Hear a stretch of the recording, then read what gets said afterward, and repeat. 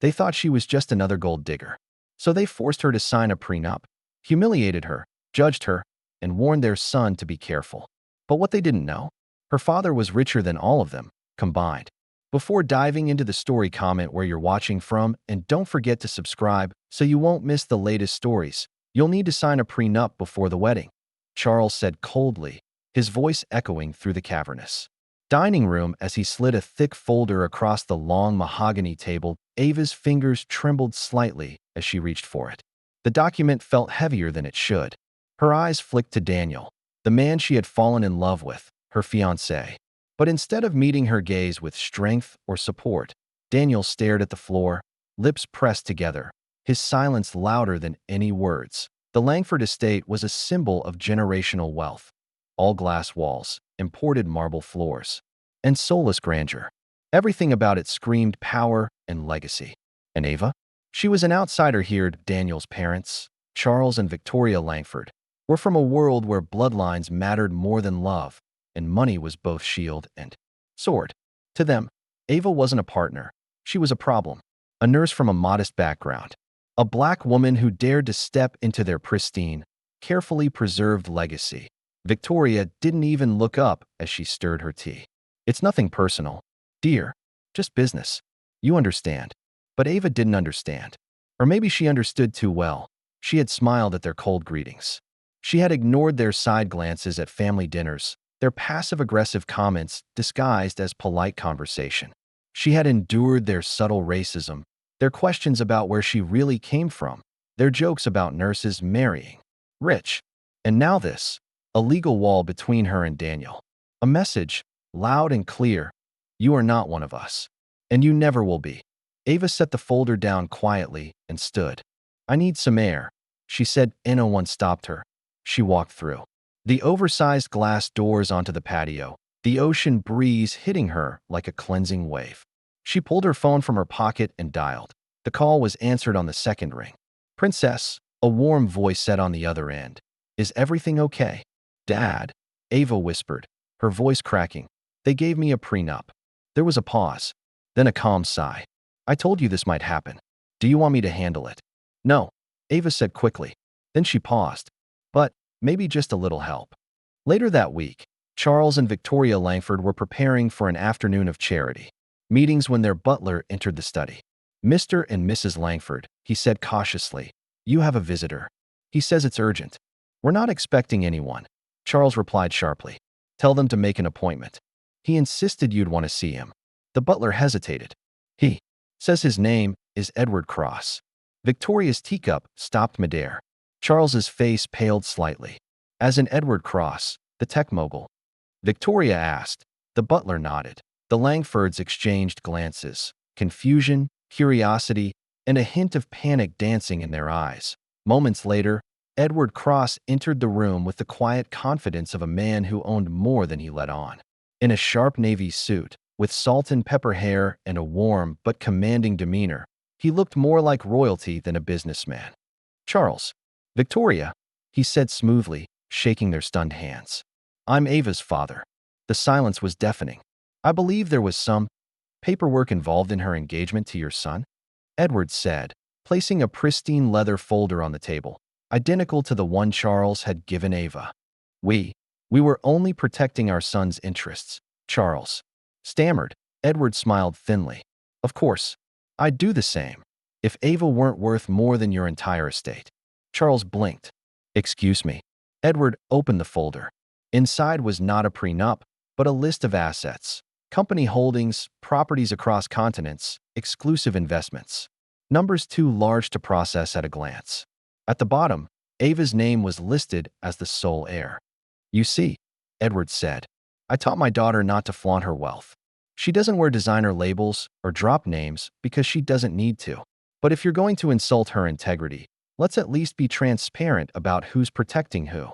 Victoria's hand trembled slightly as she reached for her tea. So, Edward continued, folding his hands. Either we tear up that prenup and treat Ava like the partner your son is lucky to have, or I can buy this house, this estate, and politely ask you to leave before the wedding. He smiled. I'll let you decide. The prenup was never mentioned again the next time Ava visited. The Langford estate. Victoria offered her tea with a genuine smile. Charles even laughed at one of her jokes. And Daniel? He finally stood up to his parents, not because of Ava's money, but because he realized what real strength looked like. At their wedding, Ava walked down the aisle with her billionaire father proudly by her side. But the real power she carried wasn't in her inheritance. It was in her quiet dignity, her patience, and her unshakable sense of self-worth. And everyone, especially the Langfords, saw it. What the Langfords didn't know, what even Daniel didn't fully understand, was Ava's past. She hadn't always lived modestly. But she chose to. Ava had grown up with her mother, Carla, in a two-bedroom apartment on the outskirts of Atlanta. It wasn't glamorous, but it was warm, filled with laughter, and overflowing with love. Her mother worked 2 jobs to put food on the table and still managed to attend every school play, every doctor's appointment, and every parent-teacher conference. Ava learned from Carla how to be resilient, compassionate, and proud of who she was, even when the world tried to tell her otherwise. Her father, Leonard Wade, had left when she was just 5, not because he didn't love her, but because the divorce had been complicated. Her parents came from 2 very different worlds, and after their split, Leonard, a rising tech entrepreneur, quietly bowed out of the spotlight. He disappeared from magazines and interviews, stopped showing up at investor conferences, and moved operations for his AI firm to a private facility in Switzerland. Many assumed he'd retired early. Some thought he'd burned out. The truth? He was building, quietly, relentlessly, creating one of the most powerful and discreet tech empires in the world. He never forgot Ava. Even though Ava and Carla lived a humble life, Leonard made sure she had the best education, the best tutors, and later, full scholarships, under anonymous foundations he created just for her. But Ava never used his name, never bragged. She worked part-time through college, pulled long shifts during nursing school, and never once asked for more than she needed. She was determined to make her own name. Ava didn't need the world to know who her father was. She wanted people to know her for her kindness, her intelligence, her work ethic, and Leonard respected that. But that didn't mean he wasn't watching. The day Leonard found out about the prenup, he was sitting in a glass-walled office in Zurich, going over a product launch with his executive team. His assistant slipped him a message mid-meeting. One line, scribbled in her familiar handwriting. Charles Langford gave Ava a prenup. He stopped talking mid-sentence. His team looked confused.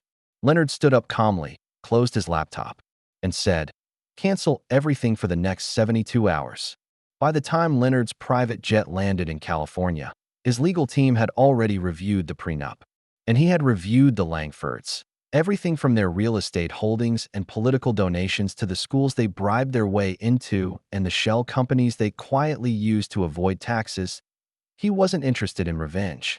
He was interested in respect. Ava was stunned when he knocked on her apartment door that evening. He hadn't visited in person in almost a year. She opened the door and stood there, speechless. "You look like your mother when you're angry," Leonard said with a half-smile. "I'm not angry," she replied. "Just tired. Disappointed." He stepped inside and handed her a folder. "Then let me carry that weight for a while." Inside was everything. A detailed document listing her stake in his company, her inheritance, and a personal letter he had written years ago but never sent. One line stood out. "You never needed my name to be powerful, but if anyone ever forgets who you are, this will remind them." The next morning, Leonard Wade walked into the Langford estate with the kind of calm that made powerful men nervous.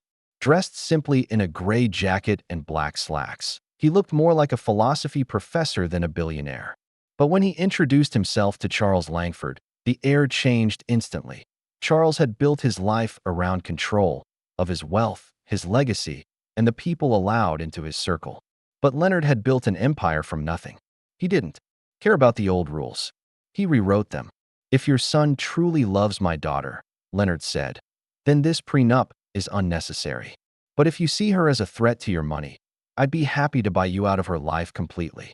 Charles opened his mouth to protest, but nothing came out. Leonard leaned forward. "Your family may be rich, Mr. Langford, but mine? We're powerful. Don't confuse the two." The prenup was gone by the end of the day. Daniel, to his credit, apologized to Ava, not just for his silence, but for not recognizing sooner what she was enduring. He had grown up in a world where protecting wealth came before protecting people. But Ava showed him what real strength looked like. And Leonard showed him what it meant to defend the wedding. Leonard didn't give a toast about his company or his fortune. He simply stood beside his daughter, hand in hand, and said, "This is the woman I raised. This is the woman you're marrying. Protect her heart, not her bank account." And from that day on, no one ever questioned Ava's worth again. Not because of her father, but because the world finally saw her for who she truly was. As the wedding approached, Ava felt more alone than ever. She went through the motions, the dress fittings, the seating charts, the rehearsals, but her heart felt disconnected, suspended somewhere between anger and uncertainty. The hurt hadn't come from the prenup itself. It came from Daniel's silence, from the way he stood by and let his parents question her integrity. They were supposed to be partners. But when it mattered, he hadn't protected her. That night, 2 days before the wedding, they sat in the garden of the Langford estate under string lights that felt too perfect, too fake. The scent of roses hung in the air, but it didn't soothe her. "Do you even believe I'm marrying you for love?" Ava asked, her voice quiet but piercing. Daniel stared at the ground, then up at the sky. "Anywhere but at her." "I want to," he said finally. "But you have to understand. My parents have seen people take advantage of our name before. They've been burned." Ava blinked. Just once. But it felt like the world shifted. "So you don't believe me," she whispered. "You don't see me. After everything, you still see me as someone trying to take something." Daniel opened his mouth, but she stood before he could speak. "I gave you every part of me," she said, her voice shaking. "But the one thing I won't give is my dignity." She didn't walk out that night, but she almost did. Not for drama, not to prove a point, but because she needed peace, and Daniel had become part of the storm. The night before the wedding, everything changed. The Langford estate buzzed with final preparations, chefs testing menus, decorators arranging gold-accented florals, staff ensuring everything looked perfect. But perfection couldn't mask tension. Not in Ava's eyes. Not in the cold glances between her and Victoria Langford. Not in Daniel's distracted apologies that felt too little, too late. And then, a sleek black car pulled through the long iron gates. It was quiet, powerful, intentional. The car stopped in front of the main entrance, and from it stepped Leonard Wade, dressed in a perfectly tailored charcoal gray suit, black tie, and polished shoes. He exuded the kind of calm confidence that silenced a room. No bodyguards, no entourage, just presence. Charles Langford stood near the foyer, mid-conversation with a wedding planner. When he saw Leonard, he stopped talking mid-sentence. Leonard walked inside like he belonged there, because he could have. With one wire transfer, he could have bought the entire Langford estate and handed them an eviction notice. "Good evening, Charles," Leonard said with a faint nod. "Victoria." Victoria straightened, forcing a smile. "Mr. Wade, this is a surprise, is it?" Leonard raised an eyebrow, glancing around the room. "I thought a father attending his only daughter's wedding was standard practice." Victoria glanced at Charles, who stepped forward. "We were told you wouldn't be attending the rehearsal dinner." "I wasn't sure I would," Leonard replied smoothly, pulling off his gloves. "But then I heard how you've been treating Ava. That made the decision easy." Daniel appeared from around the corner, just as Leonard continued. "I stayed out of her life publicly because that's what she asked. She wanted to earn everything on her own, and she did. But now I'm here. And let me be clear, if any part of this marriage is based on fear or doubt about who my daughter is, I will end it myself." He turned to Daniel, eyes sharp but not unkind. "Do you love her? Or do you just love the idea of her fitting into your world?" Daniel looked like he had been hit with something heavier than words. "I love her," he said, voice low. I didn't know how to stand up to them. I was afraid of ruining everything." Leonard stepped closer. "Then grow up. Because if you're lucky enough to marry a woman like Ava, you don't let her stand alone while others tear her down. You stand with her, or you don't deserve her." Ava entered just then. Hearing the tail end of the conversation, her father turned to her, and the moment their eyes met, something unspoken passed between them. Love, pride, and a fierce protectiveness only a father could carry. "I was coming to tell you I was leaving," she said to Daniel. Daniel took a breath. "Then let me earn one more chance." Not because of your father, but because I finally see you, all of you. Ava looked at him for a long moment.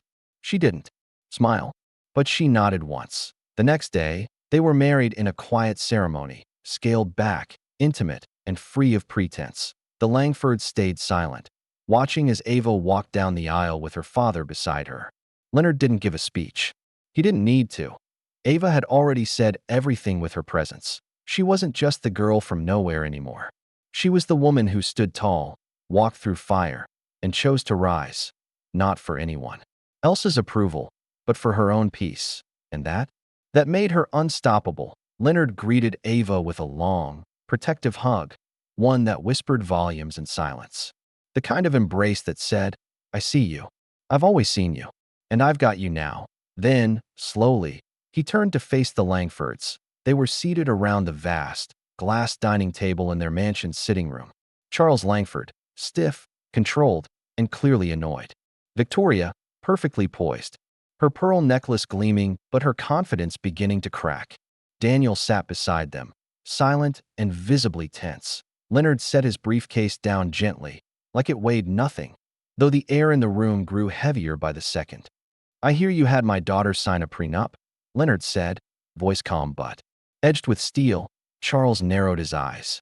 It's standard protocol, he began. You have to understand. In our world, no need to explain. Leonard cut in smoothly that he reached into his jacket, pulled out his phone, and tapped the screen a few times. Then, without a word, he slid it across the table toward Charles. Everyone leaned and dot on the screen. A real-time financial portfolio. Dozens of high-value companies. Patents. Global holdings. Tech ventures. Discreet but dominant, at the bottom. Net worth. $8.20 billion. That the room went silent. Victoria's teacup clinked against the saucer as her hand trembled slightly. Charles looked like he'd just swallowed a lemon. Sour, stunned, and uncertain. Leonard leaned back slightly, his voice still measured. That's what standard looks like to me. He didn't raise his voice. He didn't need to. I've stayed quiet for years, he continued. Because Ava asked me to. Because she wanted to build her own path, earn her own respect, without using my name. And she did. Every degree, every dollar, every step, she earned on her own. He turned to Ava and softened for a moment. She doesn't just carry my bloodline. She carries my values. Which is why this, he gestured to the Langfords, the mansion, the prenup drama, isn't about money. It's about respect. And it's sorely lacking in this house. Charles opened his mouth, but Leonard held up a hand. If you're so worried about protecting your son's assets, fine. I'll have my legal team draft a reverse prenup. He looked Charles directly in the eye. Ava keeps everything she earns. Everything I've given her. No Langford will ever touch a dime. The silence in the room was deafening. Even the sound of the ocean outside felt distant. Victoria finally spoke. That won't be necessary. Oh, but it is, Leonard snapped, with a thin, cold smile. Because you didn't just doubt her. You tried to diminish her. And the truth is, you don't deserve her. Daniel stood then, the weight of everything pressing on his shoulders. I never meant for her to feel small, he said quietly. I should have defended her. I should have told my parents to stop, told them she's the best person I've ever known. But I was afraid. Leonard looked at him, not with anger, but with disappointment. You had one job, Daniel, to protect her heart, and you let your silence do the damage. Ava didn't say a word. She simply watched Daniel. Her expression unreadable, hurt layered. Overexhaustion. I'm sorry, Daniel said, his voice breaking. Not because your father's rich. Not because I'm embarrassed. I'm sorry because I see now. I let fear win. And I don't want to be that man anymore. His words hung in the air. Sincere, yes, but too late. Ava looked at him for a long time. Not with anger, but with caution. I don't know if your apology comes from love, she said softly, or from fear. Fear of losing me. Fear of what my father represents. And I don't want to guess anymore. She turned to Leonard. Can we go? Leonard didn't say a word. He simply stood, collected his phone, and offered his arm. Ava took it. Before they left, Leonard turned back once more. If this wedding happens, he said to the room, it won't be because you allowed it. It'll be because Ava chooses it. That night, Ava didn't cry. She didn't rage.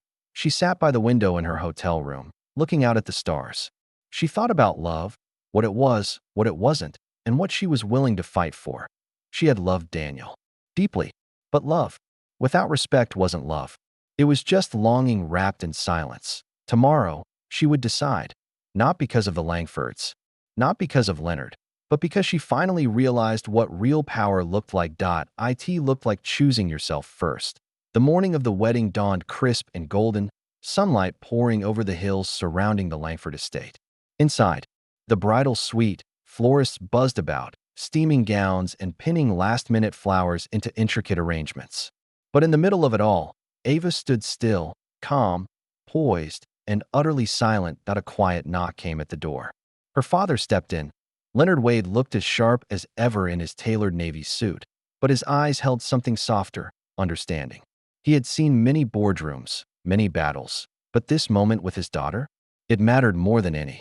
$1 billion deal. He gently pulled her aside, away from the mirrors and stylists. You don't need anyone who doubts your worth, Ava, he said, his voice low and even. But if you love him, that's your choice. Not mine. Not theirs. Yours. She looked up at him, torn. I don't know if love's enough anymore, she whispered. He nodded. Sometimes it's not. But I want you to remember something. Leonard reached into his inside jacket pocket and handed her a small velvet box. Inside was a gold key, and beneath it, a folded deed. Ava opened it slowly, her breath catching when she read the title. A luxury penthouse in Paris. Her name alone on the document. You always have options, he said gently. No matter what anyone tells you. Even if you walk away from that altar, you're walking toward something, not just leaving something behind. Ava's throat tightened. She hugged him, pressing her forehead to his shoulder. Thank you, Dad, she said, tears just barely held back. For believing in me. Always. The ceremony began minutes later. Guests sat in neat rows under a canopy of white roses. The air was thick with tension and anticipation. The Langfords seated in the front, trying to appear unbothered. Whispers from the crowd had already started about the billionaire father, the prenup scandal, the possibility that Ava wouldn't show. But then the music began. Ava appeared at the top of the aisle, radiant in a sleek satin gown that shimmered. With every step, her face was serene, but her eyes carried the weight of someone who had done the hard thinking. She walked slowly, not timidly, but purposefully. Daniel stood at the altar, his expression a mix of hope and fear. He had barely slept. Since Ava's departure the day before, everything had unraveled in his mind. For the first time, he realized just how deeply he'd failed her, not in words, but in presence. When Ava reached him, she didn't take his hand. The priest smiled nervously and began. Dearly beloved, we are gathered here today to witness the union of. Ava's mind buzzed. Her heart pounded. She thought of all the times she had been asked to shrink, to be polite, to stay silent. Then the priest turned to her. Ava, do you take this man to be your lawfully wedded husband? She took a deep breath, and then she smiled. Not out of joy, but clarity. No, she said, her voice steady and strong. I deserve more than love laced with conditions. I deserve love that protects me, even when I'm not in the room. Gasps rippled through the crowd. Daniel's face crumbled. Ava, but she raised a hand gently. You cared about me, but you didn't protect me. When your silence allowed others to question my integrity, you stood back. That's not the kind of love I want. Not the kind I need. She turned slowly, her gown catching the light, and began to walk back down the aisle. Heads turned. Phones came out. But Ava didn't flinch. Leonard was already standing, waiting at the edge of the aisle. When she reached him, he extended his arm without a word. She took it, and together, they walked out, past stunned guests, through the floral arches, and into the bright sunlight. Outside, a car was waiting. Paris? He asked. She smiled. Maybe. Wherever you go, Ava, just make sure it's yours. Entirely. She looked out at the horizon, took a deep breath, and said, for the first time, it will be. And with that, she stepped into a life not handed to her, not dependent on anyone else's name, but one she chose, boldly and entirely for herself. Thanks for watching. If this story moved you, don't forget to like, comment, and subscribe for more powerful tales that prove strength, love, and dignity are worth more than money. Until next time, Keep believing in your worth and never settle for less than you deserve. Dizzy.